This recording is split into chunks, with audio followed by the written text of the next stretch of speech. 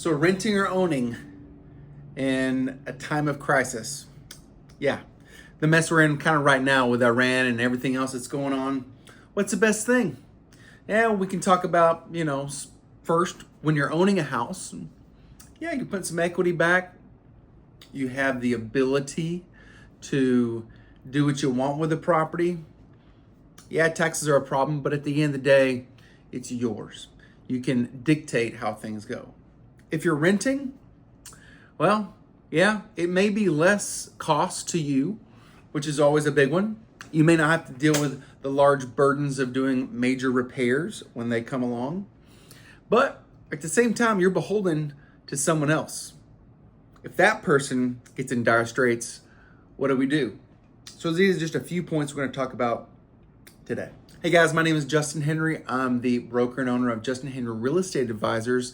And the one thing I'll just say is before you click off of here and go to the next video, click us a like, click a subscribe. If you're in the 380 corridor of DFW, hey, we're right here. We're one of the top brokers in the market, and we're here to help all buyers and all sellers and investors as well. So real quickly, let's go back and say, what are we here to figure out?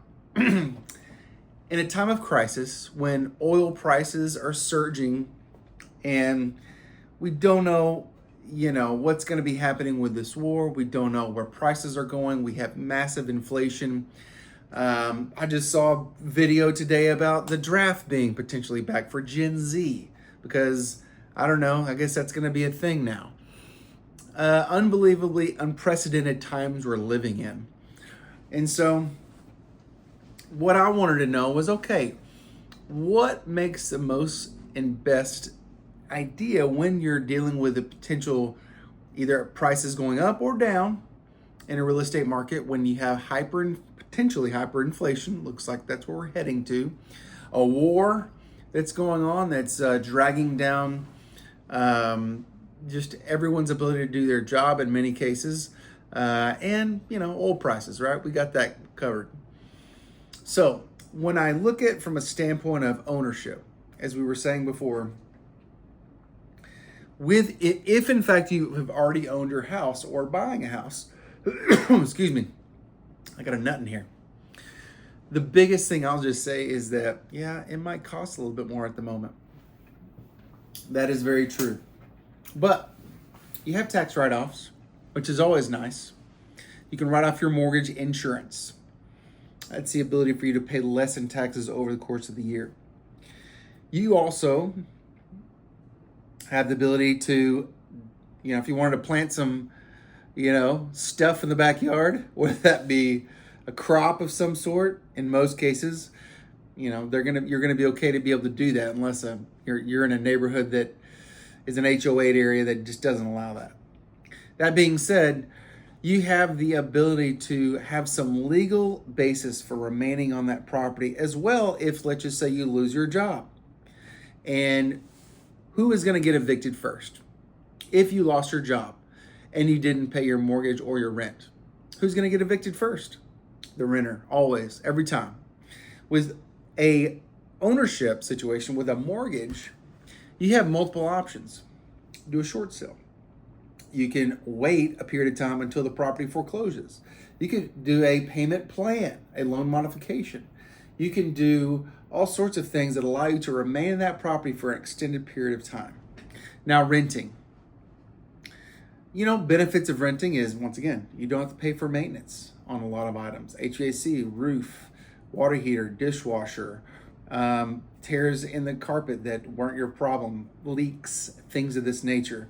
It's always a benefit to be able to just call someone and say, hey, look, this is the issue, come and fix it, right? That's a benefit. However, I've had a recent case with a family member who is going through it to where, those landlords at some points realize, hey, this gravy train of values may not be lasting forever. I'm going to go ahead and sell my house. Or they get in dire straits. Not only has that started happening more recently, where investors are selling also during the 2007, 2008, 2009 time frame, you had a lot of investors liquidating and saying, I want out of this before it gets any worse. And so you as the tenant are put in a position where you have to up and get out of there within 30 to 60 days.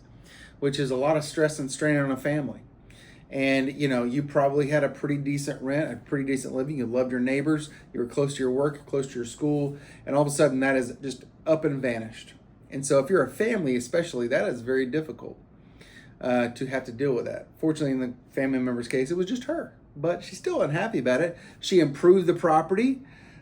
She planted lots of nice flowers. She maintained the outside very well as the inside. And so when you do that as a tenant, guess what? You get none of that back. You know who benefits? The landlord, the owner. And so why not do those improvements to your own property? Once again, if you're in a situation where you're renting versus owning in a crisis situation like this, once again, the biggest thing is that you just don't know what's going to happen to yourself and your family.